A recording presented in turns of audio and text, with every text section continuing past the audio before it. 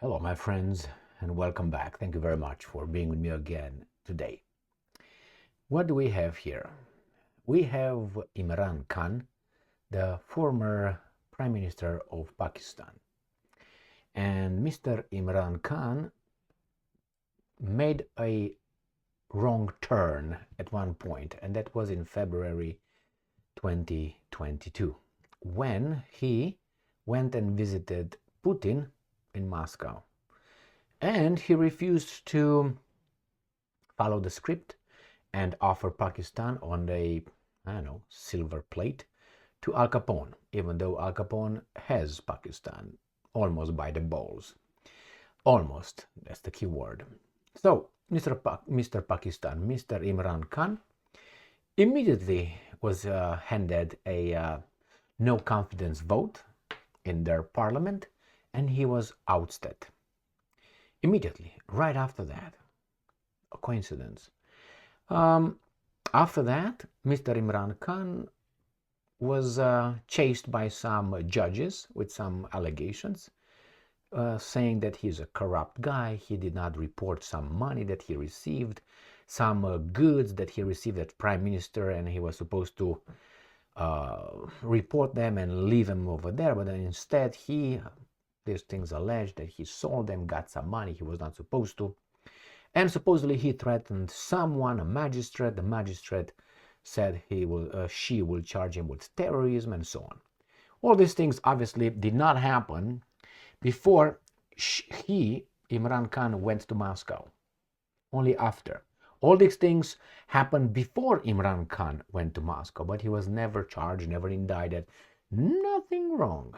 As soon as he went to Moscow and he refused to follow Al Capone's orders and impose sanctions on Russia, all these things were somehow brought to light.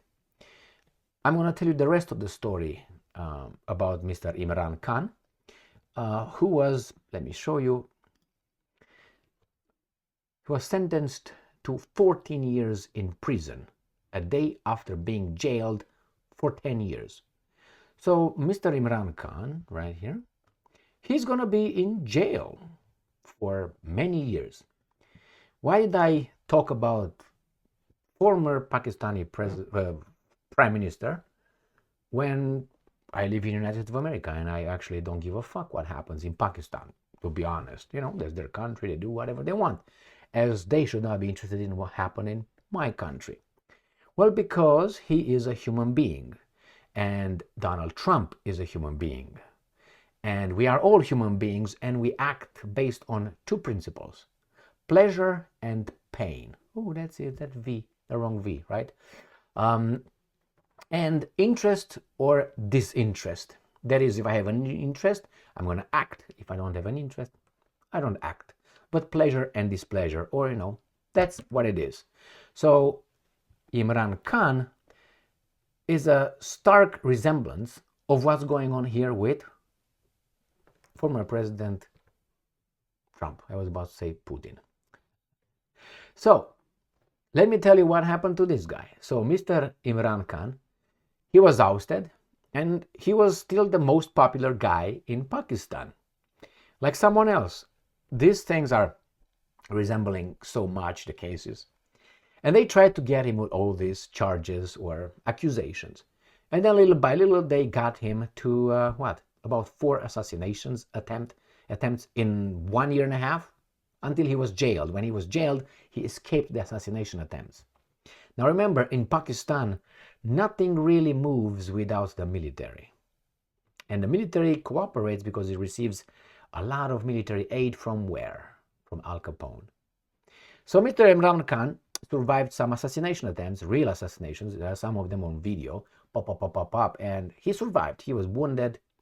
And then these guys got him, they arrested him, got to his compound, to his house, picked him up from there, got him in a car or whatever, and they jailed him. And then they conducted a trial, and now they sentenced him 14 years. And he will not, the first sentence that he got was something about he cannot run for office for 5 years. I think in Pakistan the new elections are occurring now. In January occurred, or in February, something now. He was out. He couldn't participate. He couldn't run. I expected these guys just to say you cannot run for the next 5 years, so he misses another one. By that time he's going to be dead, like Trump.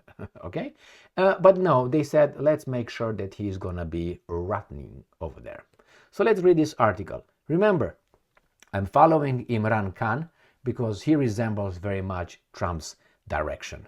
So look at Imran Khan, you can look at the United States of America. Unless we're better, you think? As I said, we are human beings. Yes, we have values. Yes, we are better than those guys, and those guys are better than the other guys, and so on. But still, we act in the same way. We hate in the same way. We love in the same way. And we also fuck in the same way. So he got fucked in the same way Trump would be fucked. I dare to say. So, Pakistan's incarcerated former Prime Minister Imran Khan has been sentenced to 14 years in prison for corruption. Do you know what happened with the father, or was it a father or Sharif, the one who lives in London? He was a brother, uncle. Again, he was charged with corruption. He fled the country. He lived in London. Look into that. Nevertheless, these guys got him right in prison, so he cannot run anywhere. So he has been sentenced to 14 years in prison for corruption. His Pakistan Tehreek-e-Insaf PTI party said Wednesday in a second legal blow to beset the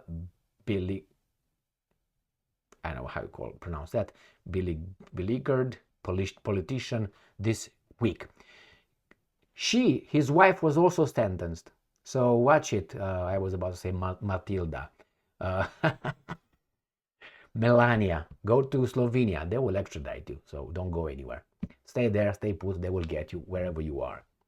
So Khan, who has been jailed since August, Khan and his wife, Bushra Bibi, were convicted. Where is plural? They were convicted by the National Accountability Bureau in a case related to the unlawful sale of state gifts. That's what it was.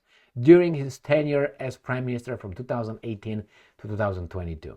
Khan, who has been jailed since August on several charges, has also been barred from holding office for 10 years.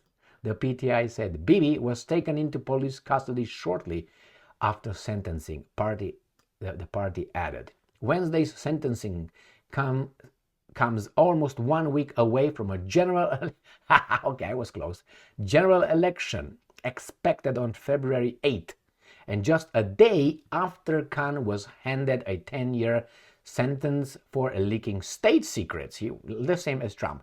They all leak state secrets. He will be allowed to serve his sentence concurrently.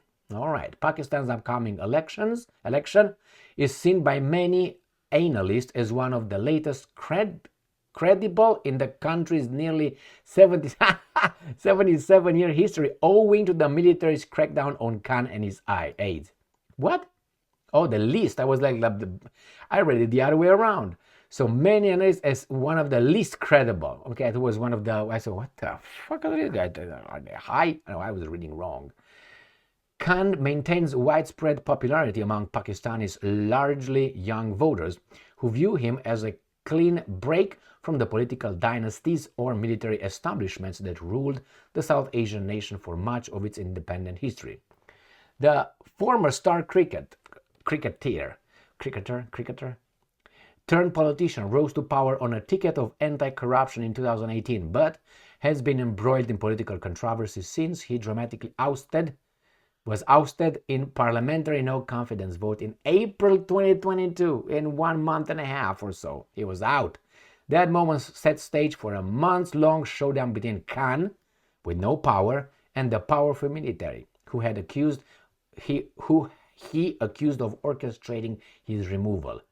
The military denies Khan's accusations, and the media will not dare say anything because who got the money? Who got a gun? Guns? The military. So, one of the few politicians to challenge Pakistan's army generals, Khan drew tens of thousands of nationwide rallies that became a fixture in Pakistan's volatile political scene, with public anger reverberating across the country against the ruling dispensation. So, my friends, Khan was sentenced to 3 years in prison and barred from holding office for 5 years last August. That's the last one I knew about it. In the same case by the Election Commission of Pakistan, that conviction was later suspended. He maintains the charges against him are politically motivated, an allegation authorities deny. So, sounds very, very close to what's going on to Trump. Now, don't get me wrong. I want whoever is found guilty to, be penalized, punished. The problem is you can't really say, all right, I want this to happen to this guy, but what about the other guy? So this is in the United States of America. You see some people who are just treated as, nothing to see there. It's fine, just a slap over there. And some, man, they go after their families for generations. That's Trump.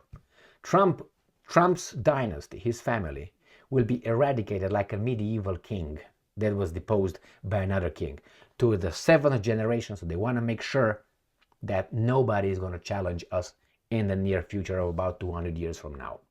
So that's what's going on here with these guys. Why? Because remember, Trump decapitated 2 families. One was the Bush family, he decapitated, and the other one was Clinton family.